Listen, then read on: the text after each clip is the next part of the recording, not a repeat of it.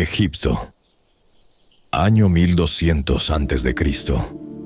Imagina despertar bajo un techo de barro y paja antes de que salga el sol. El calor ya es insoportable. No hay ventilador, no hay aire acondicionado, no hay nada que mueva el aire dentro de esta habitación pequeña y oscura. Afuera, el sol del desierto ya está calentando la tierra. En pocas horas, la temperatura superará los 40 grados. Te levantas de una estera de junco en el suelo. No hay cama, no hay colchón. Una estera de junco tejido es todo lo que te separa de la tierra apisonada. Miras tu cuerpo. Tienes marcas de picaduras por todas partes. Pulgas, piojos, chinches. Compartiste la noche con todos ellos. El olor a sudor viejo llena la habitación. Llevas días sin bañarte con agua. No porque no quieras, sino porque el agua en Egipto no es algo que se desperdicia en el cuerpo. Bienvenido al Egipto real. No el de las películas de Hollywood, con faraones en palacios de oro y princesas con joyas perfectas. No el de los documentales donde todo parece limpio, ordenado y majestuoso.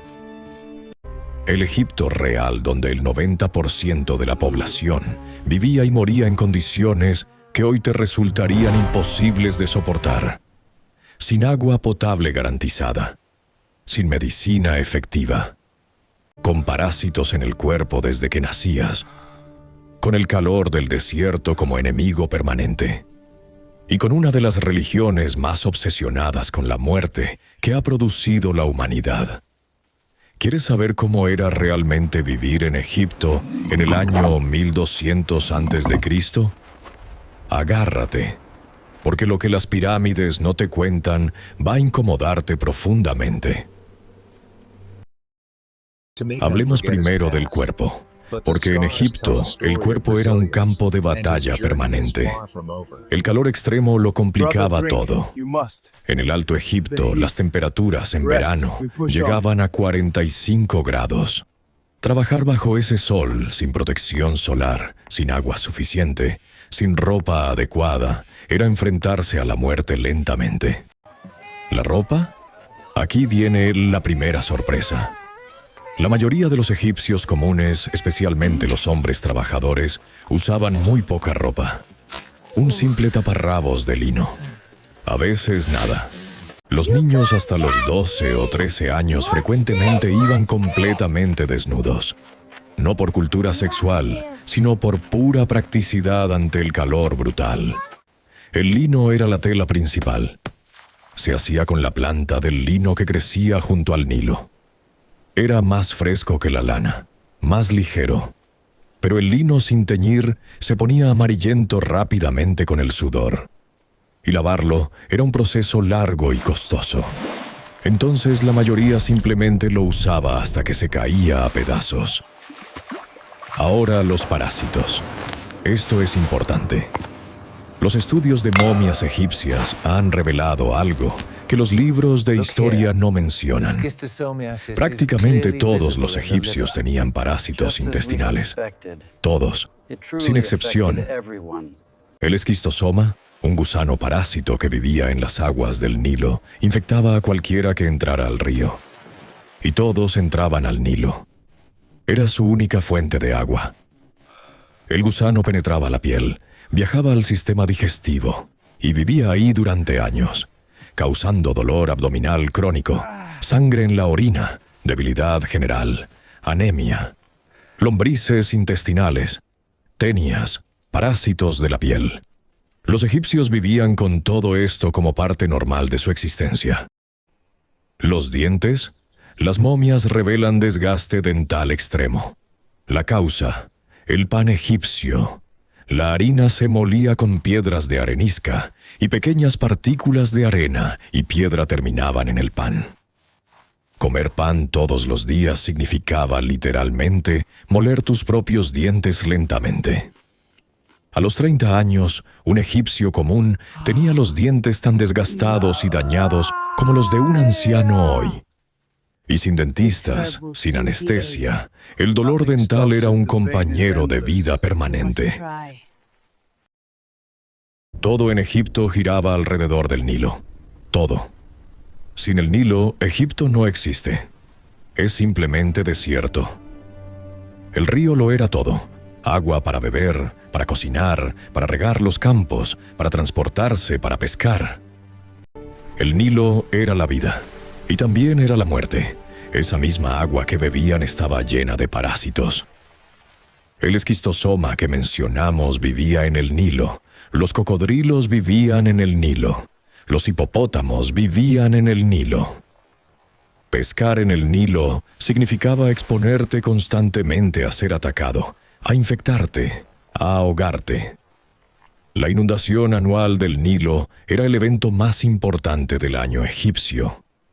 Cada año, entre junio y septiembre, el río se desbordaba y cubría las tierras agrícolas con una capa de limo negro y fértil. Sin esa inundación, no había cosecha. Sin cosecha, no había comida. Cuando la inundación era perfecta, Egipto prosperaba. Cuando era demasiado débil, la cosecha fallaba y la hambruna llegaba. Cuando era demasiado fuerte, destruía aldeas enteras, ahogaba a animales, arrasaba con meses de trabajo. Los egipcios vivían completamente a merced de ese río. No controlaban nada. Y durante la inundación, algo más sucedía. El agua estancada que quedaba en los campos cuando el río retrocedía creaba el ambiente perfecto para los mosquitos. Millones de mosquitos. Y con ellos, la malaria. La malaria en el antiguo Egipto era endémica. Las momias muestran evidencia del parásito de la malaria en sus tejidos. Era tan común que probablemente nadie ni siquiera lo consideraba una enfermedad.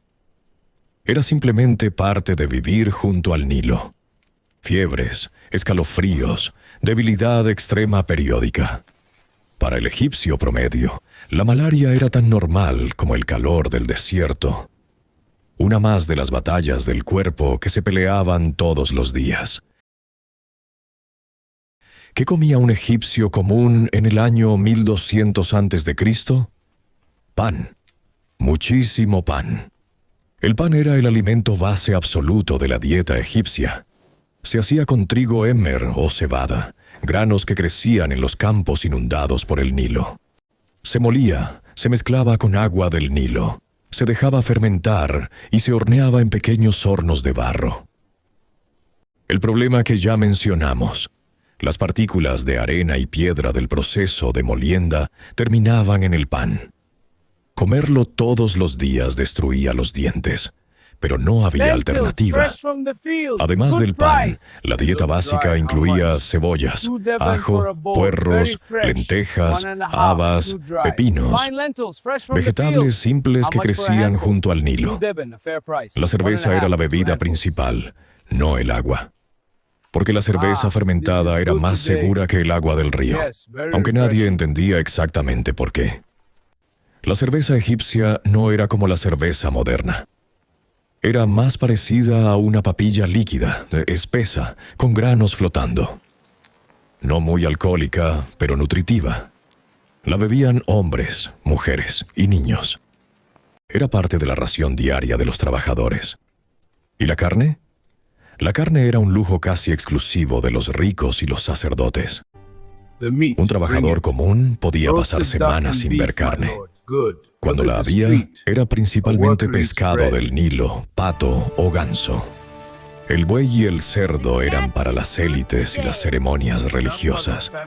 Parece simple y humilde esta dieta, pero esconde algo más oscuro. Los análisis de momias de trabajadores comunes muestran signos claros de malnutrición. Huesos con marcas de deficiencia de vitaminas. Evidencia de anemia crónica. Crecimiento interrumpido en la infancia. El Egipto de las pirámides se construyó con trabajadores que frecuentemente no tenían suficiente para comer, que sufrían de desnutrición crónica mientras levantaban las maravillas del mundo antiguo. Esa es la verdad que el mármol no muestra. Hablemos del trabajo. Porque en Egipto el trabajo era literalmente mortal. Primero hay que desmontar un mito enorme. Los constructores de las pirámides no eran esclavos. Esta es una de las grandes confusiones de la historia popular. Los constructores de las pirámides eran trabajadores egipcios, mayormente campesinos, que cumplían una especie de servicio al faraón durante los meses de la inundación del Nilo, cuando no podían trabajar sus campos. Recibían pago en forma de comida, ropa y atención médica. Pero eso no significa que su vida fuera fácil, todo lo contrario. Los esqueletos de los constructores encontrados cerca de Giza muestran algo devastador. Fracturas óseas múltiples que habían sanado, señal de lesiones graves durante el trabajo. Artritis severa en columna, rodillas y hombros, causada por cargar enormes pesos desde muy joven. Signos de lesiones en la columna, que indican que transportaban bloques de piedra de toneladas. Muchos murieron antes de los 35 años. Pero más allá de las pirámides, el trabajo cotidiano del egipcio común era igualmente brutal. Los campesinos trabajaban los campos bajo el sol de 40 grados. Los artesanos trabajaban en talleres sin ventilación, respirando polvo de piedra, metal y pigmentos tóxicos. Los mineros trabajaban en las minas de oro y cobre del desierto del Sinaí, en condiciones que recordaban a las peores épocas de cualquier civilización. Las minas de cobre del Sinaí son especialmente reveladoras. Trabajadores, muchos de ellos prisioneros de guerra o forzados, excavaban en túneles estrechos bajo el sol del desierto, sin ventilación, con el polvo de cobre llenando sus pulmones. Los esqueletos encontrados en esas minas muestran hombres jóvenes, 20, 25 años, con cuerpos completamente destruidos. Egipto construyó maravillas eternas sobre cuerpos que no duraron ni 40 años. Esa es la ecuación que el turismo no muestra cuando visitas las pirámides. La medicina egipcia es fascinante y repulsiva en partes iguales. Por un lado, los egipcios eran avanzados para su época. Tenían médicos especializados. Tenían papiros médicos que describían enfermedades y tratamientos con sorprendente precisión.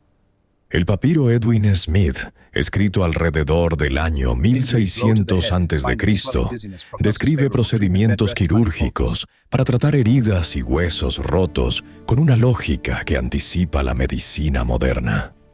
Sabían suturar heridas. Sabían inmovilizar huesos rotos con tablillas. Sabían que el cerebro controlaba el cuerpo, algo que los griegos tardarían siglos en entender. Hasta aquí, impresionante.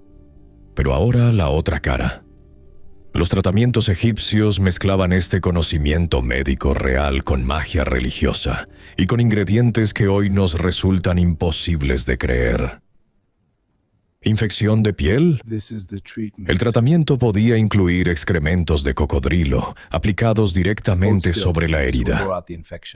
¿Dolor de cabeza? Un ratón muerto machacado y aplicado en la cabeza. ¿Problemas de fertilidad? Pesarios vaginales hechos con estiércol de cocodrilo, mezclado con miel. El excremento de animales aparece en decenas de recetas médicas egipcias. Cocodrilo, hipopótamo, mosca, gato. Los médicos egipcios creían que el olor y las propiedades de estos materiales tenían poder curativo o ahuyentaban a los espíritus malignos que causaban la enfermedad. Porque en Egipto no había separación entre medicina y religión. Una enfermedad podía tener causa natural o causa espiritual. El médico trataba el cuerpo. El sacerdote trataba el espíritu. A veces eran la misma persona. Y los conjuros eran tan importantes como las hierbas. Un médico egipcio recitaba fórmulas mágicas mientras aplicaba sus tratamientos. La palabra del dios tenía poder curativo. El nombre del demonio que causaba la enfermedad pronunciado correctamente, lo expulsaba. Imagina estar enfermo, con fiebre de 40 grados, con parásitos en el intestino, y que el tratamiento sea que alguien te aplique excremento de hipopótamo en el vientre mientras recita una fórmula mágica. Eso era la mejor medicina disponible en el año 1200 a.C. No puedes entender el antiguo Egipto sin entender su relación con la muerte. Porque en Egipto, la muerte no era el final. Era el comienzo de algo mucho más importante. Los egipcios creían en la vida después de la muerte con una convicción absoluta. El más allá, el Aaru, los campos de las cañas, era un lugar real donde el alma del muerto continuaba existiendo. Pero para llegar ahí, el cuerpo debía preservarse. De ahí la momificación. Y aquí viene lo que las películas no te muestran. El proceso de momificación era brutalmente físico. Duraba 70 días. Y era muy diferente dependiendo de si eras rico o pobre. Para los ricos, la élite, los sacerdotes, el proceso completo. Los embalsamadores extraían el cerebro a través de la nariz con un gancho de metal. Punto. Extraían el cerebro a través de la nariz con un gancho. Después abrían el abdomen, extraían los órganos internos, los lavaban con vino de palma y especias y los guardaban en vasos canopos. El cuerpo se cubría con natrón, una sal natural, durante 40 días para deshidratarlo completamente. Después se vendaba con metros y metros de lino. Para los pobres el proceso era mucho más simple. A veces solo lavaban el cuerpo y lo envolvían en lino barato. A veces lo enterraban directamente en la arena del desierto, que naturalmente los preservaba por el calor y la sequedad. La esperanza de vida promedio en Egipto en el año 1200 a.C. era alrededor de 35 años. Y eso siendo optimistas. La mortalidad infantil era devastadora. Se calcula que más de la mitad de los niños moría antes de cumplir 5 años. Las mujeres enfrentaban el riesgo del parto sin anestesia, sin medicina efectiva, con parteras que usaban los mismos conjuros y excrementos de animales que los médicos. Morir en el parto era tan común que era simplemente parte de la realidad. En Egipto construías tu vida entera pensando en tu muerte. No como algo trágico, sino como algo lógico. La muerte era la meta.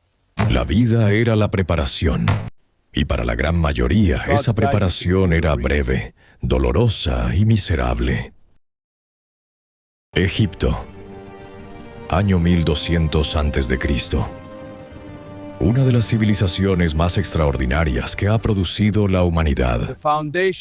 Una civilización que duró 3000 años, que inventó la escritura a su manera, la medicina, la arquitectura monumental, el calendario, conceptos legales, artísticos, filosóficos que el mundo no volvería a ver por siglos. Y al mismo tiempo, una civilización donde el 90% de la población vivía con parásitos en el cuerpo, donde el agua que bebías te enfermaba, donde el pan que comías te destruía los dientes, donde el trabajo te mataba a los 30 años, donde la mejor medicina disponible incluía excremento de cocodrilo, donde la mitad de tus hijos no llegarían a adultos. ¿Cómo es posible que ambas cosas sean el mismo lugar? Porque así son todas las civilizaciones. Las maravillas se construyen sobre sufrimiento ordinario. Las pirámides existen porque miles de cuerpos rotos las levantaron. Los templos de los dioses se llenaban de ofrendas, mientras afuera la gente moría de malaria y parásitos. La próxima vez que veas una imagen de las pirámides de Giza recortadas contra el cielo azul, piensa en esto. Piensa en el trabajador con los dientes destruidos que acarreaba piedras de 2 toneladas bajo 40 grados de sol. Piensa en la mujer que murió en su tercer parto a los 23 años. Piensa en el niño con parásitos intestinales que nunca llegó a ver las pirámides terminadas. Ellos también eran Egipto. De hecho, ellos eran la mayor parte de Egipto. Los faraones y los dioses son los que recordamos. Pero Egipto era ellos. Gente ordinaria luchando contra el calor, los parásitos, la muerte y el río. Igual que nosotros, solo que sin nada de lo que hoy damos por hecho. ¿Qué otro aspecto del antiguo Egipto te gustaría explorar? ¿O qué otra civilización crees que merece este tipo de miradas sin filtros? Déjalo en los comentarios. Y si este viaje al año 1200 a.C. te sacudió, dale like y suscríbete al canal. La historia real siempre es más oscura, más extraña y más fascinante que cualquier película. Y apenas estamos empezando.